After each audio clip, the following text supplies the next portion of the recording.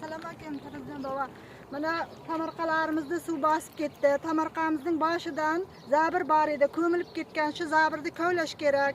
Uylarimizgacha, og'illarimizgacha suv kirib ketganda.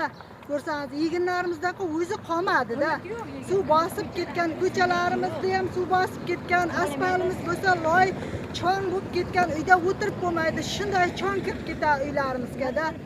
Ha, uzilib qolgan hamma narsadan biz nima bo'lib qolganmiz? Tugimiz ham yo'q.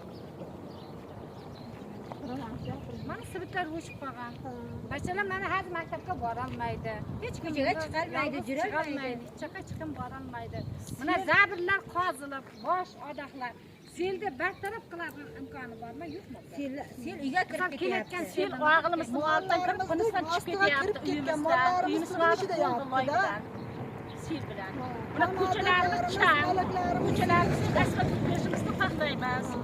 Mana uyimizgacha chang kirib ketyapti. Baqib, o'tirib bo'lmayapti.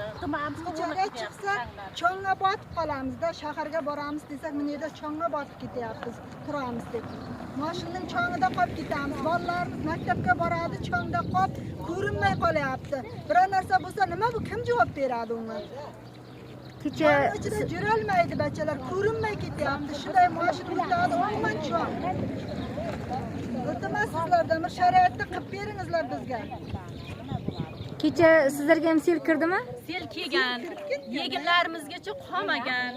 Mana zabirlarimiz to'lib, agaratimizda yeginlarni bosib ketganda, yomg'ir bo'lsa mana ko'chadan hech kim jurolmaydi-da. Tizzasigacha botib, loyga botib, oyoq kiyimlari qolib ketib, shu yetib chiqib keladi. Yozdan kuni asfaltda turib bo'lmaydi. Mana yomg'ir bo'lsa ko'chamizdan jurib bo'lmaydi. Yegin qilib o'zib qolmadi. Yegin qilib bo'lmaydi u agaratda. Ana shuni bartaraf qilib berishlaringizni so'raymiz. Zabirlar qozib, asfaltlarni mana ko'chalar asfalt qilib. Bu odoq taraf ham qozilganmi? Ariqmi, zovurmi odoq? Buni yer qilib jargan.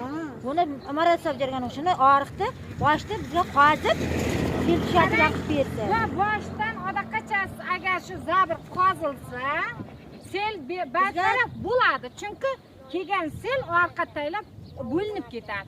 Agar bu qozilmasa, mana endi 10 qavat asfalt qilsa foydasi yo'q. Hammaning uyiga yeginga ziyon beraveradi. Boshda ariqni bizga tushirib bersin. Mana ko'cha asfalt cho'ngyapti. Bitta daraxtni joqsa keladigan soliq urish odamlar nahotki shu cho'ngni bilmaydi. Bizning kelajak avlod munolardan yetan doktor kutyapmiz, ma'lum kutyapmiz, professor kutyapmiz. Bular cho'ng jutib hech qancha bir olim, bir iloma chiqa olmaydi. Bir cho'ngni ichida qolib ketadi yosh bolalar. Qarang, boshda zabir bor edi-da, ana shu zabir ko'milib ketganda, endi bizga sel tashab ketyapti. Ana shu zabirni boshda vaqtni qolgan, vatan qilgan, qozilsa sel betaraf bo'ladi. Bo'lmasa bo'lmaydi, foydasi yo'q. Bitta iltimos shu, lekin zabir qozilsin, mana ko'chalar asfalt bo'lsa muammo hal bo'ladi. Bo'lmasa foydasi yo'q. Yegin ham bo'lmaydi. Yosh bolalar qarab bo'ladi, umuman sog'lig'i yo'qoladi. Kelajakda umuman anaqa bo'lmaydi. Mana zovurlar ham Yeginimizdan foyda yo'q. Yegin ola olmasa, foyda ko'ra olmasa. Mana cho'ng umid qilib o'tiradi. Misol uchun agaratga soliq to'laymiz-da. Mana agaratdan hech narsa ola olmaymiz. Nimasiga soliq berak uning? Pishib Na turgan yegin olsak, pishib turgan piyozlarimizdan qolmadi. Burasidan ostayapti. misol uchun hech narsa olib bo'lmaydi agaratdan. Bu solig'ini qanday pulni qayerdan topib beramiz? Ishlamasak, shu yegindan solig'ini to'lashimiz kerak. Lekin yegin yo'q-da, sel bosib ketdi. Hech narsa qolmadi. Ana shuni bartaraf qilib beringizlar.